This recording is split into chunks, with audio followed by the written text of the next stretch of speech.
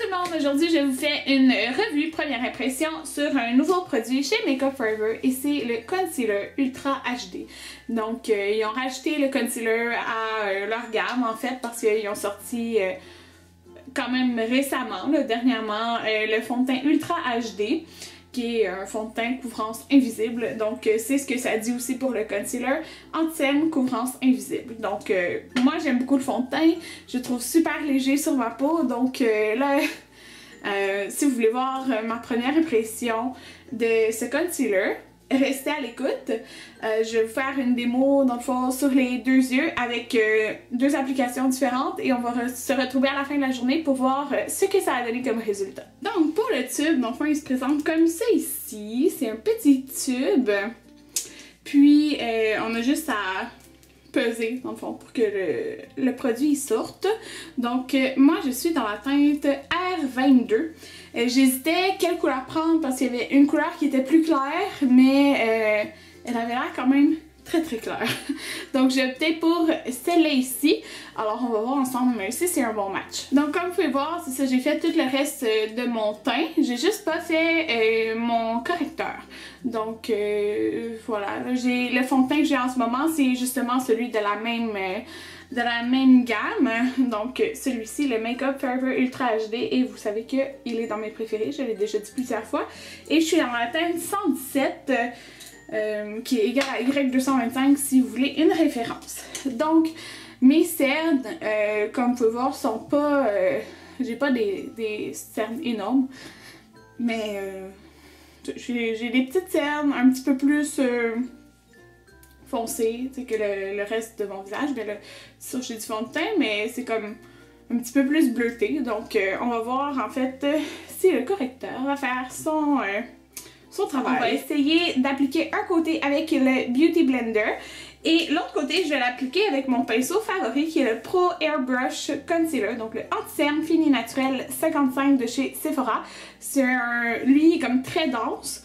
Donc normalement lui il va donner plus de couvrance et lui un petit peu moins avec le Beauty Blender, mais j'aime toujours l'effet du Beauty Blender. Okay. Dans cet œil-ci, on va y aller avec le Beauty Blender. Donc si je pèse, est-ce que ça sort beaucoup? Oups! Ok, fait que ce que je vais faire, je vais juste l'appliquer directement. Là. Oh my god! J'en ai mis un peu trop. Attendez. Je vais prendre mon pinceau pour le mettre de l'autre côté parce que ça a sorti plus que je pensais. Ouais. Fait que là, comme j'en ai ici, avec le pinceau, en fait, j'ai commencé tout de suite avec le pinceau.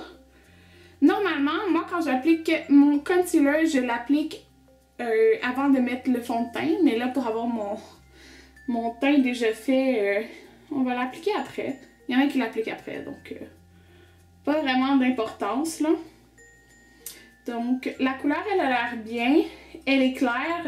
Elle est un petit peu plus rosée que le reste de mon visage, là, à ce que je vois. Le reste, mon fond de teint, en fait, c'est une teinte qui est comme un peu plus neutre, là, je trouve. Donc, voilà ce que ça donne. Moi, j'ai beaucoup de petites lignes en dessous de mon œil. Il faudrait juste savoir si à la fin de la journée, ben, ça va avoir pris dans les petites lignes, mais là c'est correct. Donc on va faire l'autre œil avec le Beauty Blender.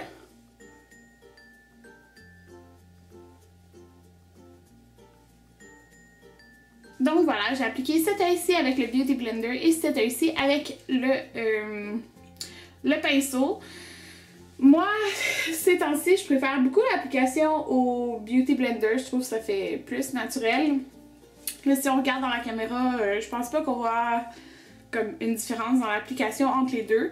Mais ce que je veux surtout voir, c'est si à la fin de la journée, les deux yeux vont être pareils ou il y aura un côté qui est retenu plus que l'autre. Donc, on va voir ça. Première impression, ben, la couleur, elle est bien. Quand que je tourne mon visage, je vois qu'il y a comme une... c'est pas une brillance, mais en tout cas, vous le voyez un petit peu, là. C'est pas comme 100% mat, je sais pas si vous comprenez. C'est lumineux, on pourrait dire comme ça.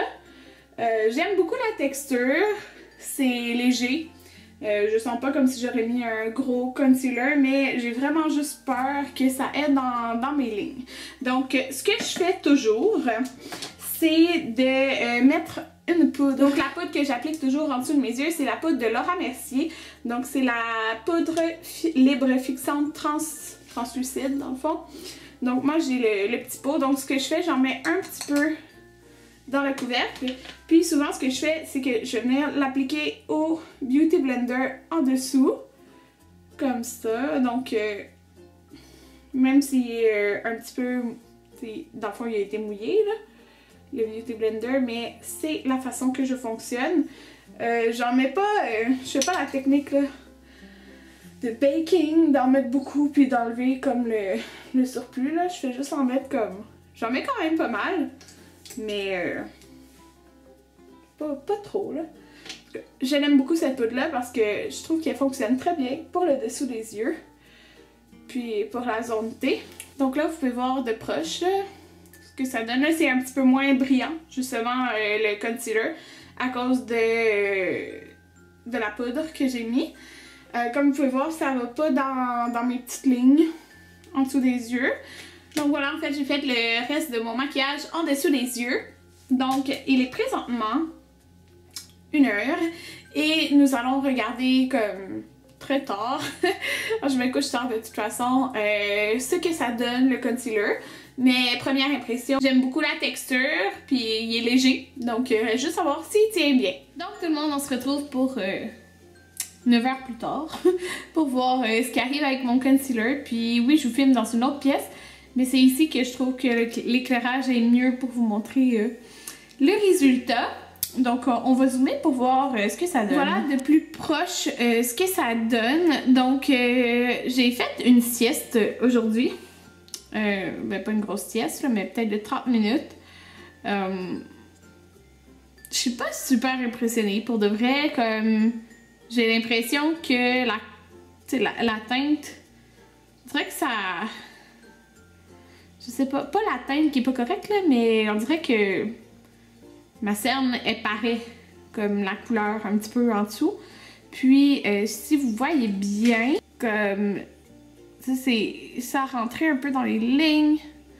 Vous voyez? Ici. Comme ça. Fait que ça c'était le côté avec le pinceau. Je regarde de l'autre côté. Comme, vous voyez la sécheresse, genre? Je sais pas si vous voyez, mais...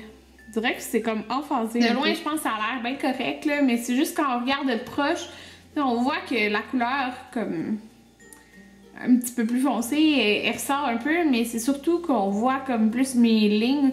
On dirait que le produit a comme bougé un petit peu pour se mettre dans les lignes. C'est sûr que je les ai zoomé de proche, c'est que comme ça paraît pas.